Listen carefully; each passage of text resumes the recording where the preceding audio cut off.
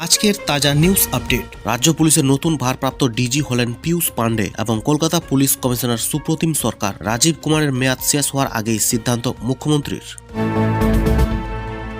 আনন্দপুর অগ্নিকাণ্ডে এ পর্যন্ত 25 জনের দেহ উদ্ধার, এখনও চলছে উদ্ধার কাজ। ম্যানেজার সহ গ্রেপ্তার আরও এক।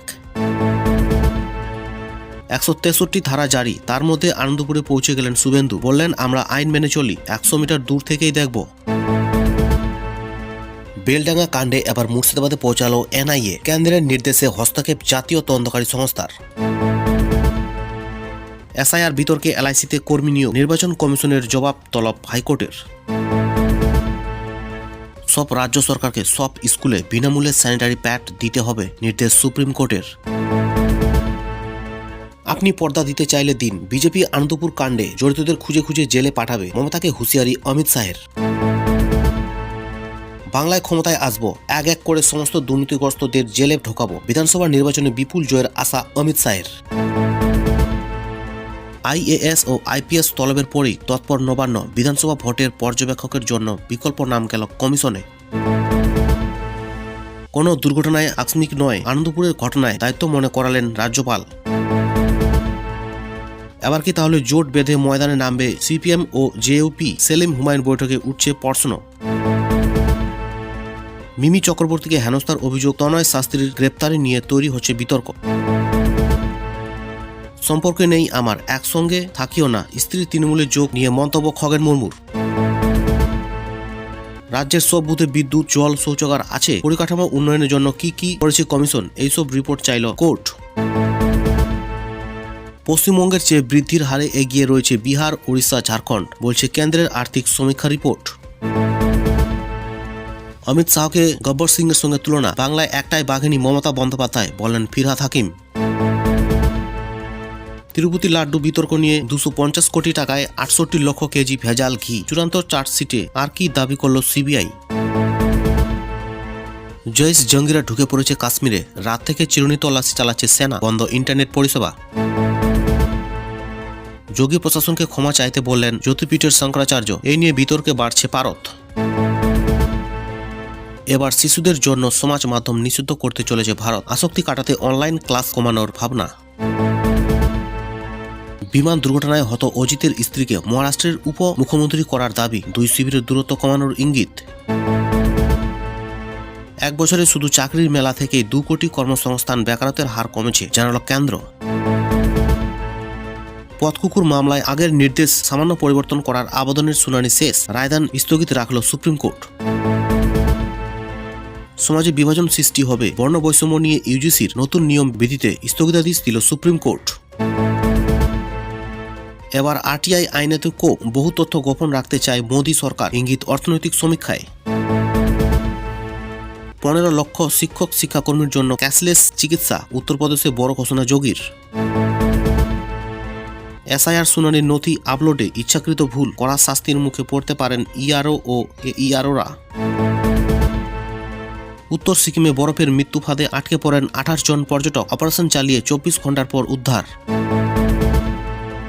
ভারত ইউরোপীয় ইউনিয়নের মুক্ত বাণিজ্য চুক্তি, রপ্তানি বাড়বে দার্জিলিং চায়ের, আশাবাদী বণিক সভা। শেষ মুহূর্তে নিলাম থামালো ভারত, রক্ষা পেল 2500 বছর পুরনো বুদ্ধের গয়না, যার দাম প্রায় $100 বিলিয়ন।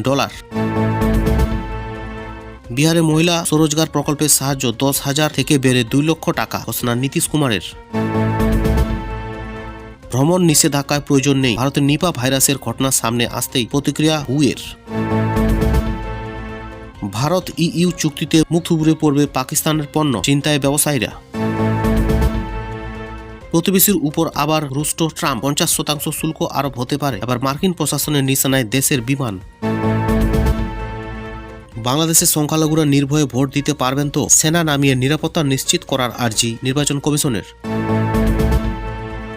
জালিয়াতিতে বিশ্ব চ্যাম্পিয়ন বাংলাদেশ, মন্তব্য খোদ ইউনূসের। নাগরিকদের ভুয়ো নথির নজিরে লজ্জিত অন্তর্বর্তী সরকার। ভবিষ্যতে যুদ্ধের জন্য প্রস্তুত হচ্ছে পাক সেনা, নাম না করে ভারতকে হুঁশিয়ারি দিলেন ফিল্ড মার্শাল মুনির। আমাদের সেনার আঙুল ট্রিগারে রাখা আছে, ট্রাম্প হুমকি দিতে পাল্টা হুঙ্কার দিল ইরান। এরকম সমস্ত খবরের ডেইলি আপডেট পেতে লাইক এন্ড সাবস্ক্রাইব করুন SN247 নিউজ চ্যানেলকে। আসছি বিস্তারিত আলোচনায়। রাজ্য পুলিশের নতুন ভারপ্রাপ্ত ডিজি হলেন পীয়ূষ পান্ডে। বর্তমান ভারপ্রাপ্ত ডিজি রাজীব কুমারের মেয়াদ শেষ হওয়ার আগেই সিদ্ধান্ত নিলেন মুখ্যমন্ত্রী তথা রাজ্যের পুলিশ মন্ত্রী মমতা বন্দ্যোপাধ্যায়। এছাড়াও কলকাতার নতুন পুলিশ কমিশনার হলেন সুপ্রতিম সরকার। শুধু ডিজি বা কলকাতার সিপি বদল নয়, নবান্ন বিজ্ঞপ্তি জারি করে রাজ্যের একাধিক শীর্ষ পুলিশ কর্তার বদলির কথা জানিয়েছে। সেই তালিকায় যেমন বিভিন্ন সিপিরা আছেন, তেমনি রয়েছেন ডিজি অগ্নি, ডিজি হোমগার্ড, রয়েছেন একাধিক এডিজি, বিভিন্ন রেঞ্জের ডিআইজিও। কলকাতা পুলিশের কমিশনার পদ থেকে সরিয়ে মনোজ বর্মাকে দেওয়া হচ্ছে মুখ্যমন্ত্রী মমতা বন্দ্যোপাধ্যায়ের নিরাপত্তার দায়িত্ব। গত কয়েকদিন ধরে রাজ্য পুলিশের ডিজি পদ ঘিরে টানাপোড়েন চলছে। এখন রাজ্য পুলিশে কোনো স্থায়ী ডিজি নেই। ভারপ্রাপ্ত বা অস্থায়ী ডিজি হিসাবে দায়িত্ব সামলাচ্ছিলেন রাজীব কুমার। আগামী 31শে জানুয়ারি তিনি অবসর নিয়েছেন। সেদিক মাথায় রেখে নবান্ন স্থায়ী ডিজি পদে নিয়োগের জন্য নামের তালিকা কেন্দ্রের কাছে পাঠানো হয়েছে। শুক্রবার নবান্ন বিজ্ঞপ্তি দিয়েছে রাজ্য পুলিশের এই রদবদলে। পীয়ূষ 1993 সালের পশ্চিমবঙ্গের আইপিএস ক্যাডার। রাজ্য পুলিশের একাধিক দায়িত্ব সামলেছেন। ডিরেক্টর সিকিউরিটি থেকে এডিজি ট্রাফিকের মতো দায়িত্ব সামলেছেন তিনি। অন্যদিকে অনুজ শর্মাকে করা হয়েছে ডিজি অগ্নি, সিদ্ধনাথ গুপ্তকে করা হয়েছে ডিজি কারা। আনন্দপুরের নজিরাবাদে অগ্নিকাণ্ডের ঘটনাস্থলে জারি হয়েছে 163 ধারা। 5 জনের বেশি জমায়েত নিষিদ্ধ করা হয়েছে ওই এলাকায়। এরই মধ্যে নজিরাবাদে পৌঁছে গেলেন বিধানসভা বিরোধী দলনেতা শুভেন্দু অধিকারী। তবে একেবারে অকুস্থল পর্যন্ত গেলেন না। কিছুটা দূর থেকেই বললেন, আমি আইন মেনে চলি, 100 মিটার দূর থেকেই দেখব। বৃহস্পতিবার আনন্দপুরের অগ্নিকাণ্ডের ঘটনাস্থল পরিদর্শনে যাওয়ার কথা ছিল শুভেন্দু। তবে সেখানে ইতিমধ্যে 5 জনের বেশি মানুষের জমায়েত নিষিদ্ধ করা হয়েছে। জমায়েতের কারণে তথ্য প্রমাণ নষ্ট হতে পারে সেই আশঙ্কা থেকেই বারুইপুর আদালতের অনুমতি নিয়ে এই পদক্ষেপ করেছে পুলিশ। ওই নির্দেশের বিজ্ঞপ্তি অকুস্থলে ঘিরে রাখা পুলিশের গার্ড রেলেও সাঁটানো ছিল। তবে এরই মধ্যে বৃহস্পতিবার দুপুর 3:30 নাগাদ আনন্দপুরের নজিরাবাদে পৌঁছে যান বিরোধী দলনেতা শুভেন্দু অধিকারী। সঙ্গে ছিলেন বিজেপির বিধায়করাও। ঘটনাস্থলের কিছুটা দূরেই গাড়ি থেকে নেমে পড়েন শুভেন্দু। হেঁটে ঘটনাস্থলের দিকে যেতে যেতে বলেন, আমরা সকলেই আইন মেনে চলি, আমরা বিধায়ক, আমরা আইন মানালো, আমরা চেষ্টা করব ওই 100 মিটার দূর থেকেই দেখার। বিরোধী দলনেতা জানান, এখনো 20 জনের বেশি নিখোঁজ, মৃতের সংখ্যা বৃদ্ধি পেয়ে 40 হয়ে যেতে পারে বলে আশঙ্কা করছেন তিনি। মুখ্যমন্ত্রী মমতা বন্দ্যোপাধ্যায় কেন এখনো ঘটনাস্থলে যাননি তা নিয়েও প্রশ্ন তোলেন বিরোধী দলনেতা। শুভেন্দু বলেন, মুখ্যমন্ত্রী তার রাজধর্ম পালন করেননি, তার বাড়ি এখান থেকে 10 কিলোমিটার, তার আসা উচিত ছিল। আনন্দপুরের নজিরাবাদ এলাকায় গত রবিবার গুদামে আগুন লেগে যায়। তার মধ্যে ছিল ওয়াও মোমোর গুদাম, অপরটি ছিল ডেকোরেটার্সের গুদাম। ওই অগ্নিকাণ্ডে এখনো পর্যন্ত 11 জনের মৃত্যুর খবর মিলেছে কিছু দেহাংশ। এখনো পর্যন্ত এমন 21টি দেহাংশের সন্ধান মিলেছে। সূত্রের খবর, 27 জনের নামে নিখোঁজ ডায়েরি হয়েছে থানায়। ওই অগ্নিকাণ্ডের পর রাজ্যের দমকল মন্ত্রী সুজিত বসু, কলকাতার মেয়র ফিরহাদ হাকিম ঘটনাস্থল থেকে ঘুরে গিয়েছেন। রাজ্যের অপর মন্ত্রী অরূপ বিশ্বাসও ঘটনাস্থল পরিদর্শন করে যান। শুভেন্দু বলেন, কাউকে বাধা দেয়নি। আমি কাল দুর্গাপুর থেকে বলেছি, আগামীকাল 20 জন বিধায়ক নিয়ে দূর থেকে একটু দেখব, এটি আমাদের কর্তব্য। রাজ্যের শাসক দল কর্তব্য পালন করেননি, তাই বিরোধী দলনেতা এবং বিরোধী দলের বিধায়কদের কাজ এটা। এই কারণে আমাদের আটকানোর জন্য রাতে 163 ধারা জারি হয়েছে। এটি খুবই দুর্ভাগ্যজনক। বস্তুত বৃহস্পতিবার আনন্দপুরে শুভেন্দুর একটি মিছিল করার কথা ছিল, কিন্তু উদ্ভূত পরিস্থিতির সেই মিছিল বাতিল হয়ে গিয়েছে। পরে শুক্রবার ওই মিছিল করার জন্য হাইকোর্ট থেকে শর্ত সাপেক্ষ অনুমতি পেয়েছেন শুভেন্দুরা। আদালতের ওই নির্দেশ প্রকাশ্যে আসার কিছুক্ষণের মধ্যেই নজিরাবাদে পৌঁছে যান বিরোধী দলনেতা শুভেন্দু। রাজ্যে ভোটার তালিকার বিশেষ নিবিড় সংশোধন অর্থাৎ SIR প্রক্রিয়ায় শুনানিতে যে সমস্ত নথি জমা পড়ছে নির্বাচন কমিশনের ওয়েবসাইটে তা আপলোড করতে গিয়ে ইচ্ছাকৃতভাবে ভুল করছেন কিছু আধিকারিক। এমনই অভিযোগ জমা পড়েছে কমিশনের কাছে। কাঠগড়ায় ইলেকটোরাল রেজিস্ট্রেশন অফিসার্স অর্থাৎ ERO এবং অ্যাসিস্ট্যান্ট ইলেকটোরাল রেজিস্ট্রেশন অফিসার অর্থাৎ AERO SIR প্রক্রিয়া তদারকির জন্য কমিশন বেশ কয়েকজন বিশেষ পর্যবেক্ষকের নিয়োগ করেছে। তারাই এই ইচ্ছাকৃত ভুল নিশ্চিত করেছেন। কমিশন সূত্রে খবর, এই জন্য সংশ্লিষ্ট ERO এবং AERO বেশ শাস্তির মুখে পড়তে পারেন। কমিশন সূত্রে খবর জানা গিয়েছে, শুনানির নথি আপলোডে ইচ্ছাকৃত ভুলের বেশ কয়েকটি অভিযোগ জমা দিয়েছেন বিশেষ পর্যবেক্ষকরা। রাজ্যের বেশ কিছু বিধানসভা কেন্দ্রের ভোটারদের নথি খতিয়ে দেখে তারা এই ধরনের ভুল খুঁজে পেয়েছেন। ইতিমধ্যে সেই সমস্ত ভুল এবং সংশ্লিষ্ট ERO এবং AEROদের নাম কমিশনের কাছে জমা দেওয়া হয়েছে। কি ধরনের ভুল হয়েছে তাও ব্যাখ্যা করেছেন পর্যবেক্ষকরা। সূত্রের খবর, উত্তর কলকাতার এক বিধানসভা কেন্দ্রের ERO এর বিরুদ্ধে এমন অভিযোগ রয়েছে। পর্যবেক্ষকের নজরে পড়েছে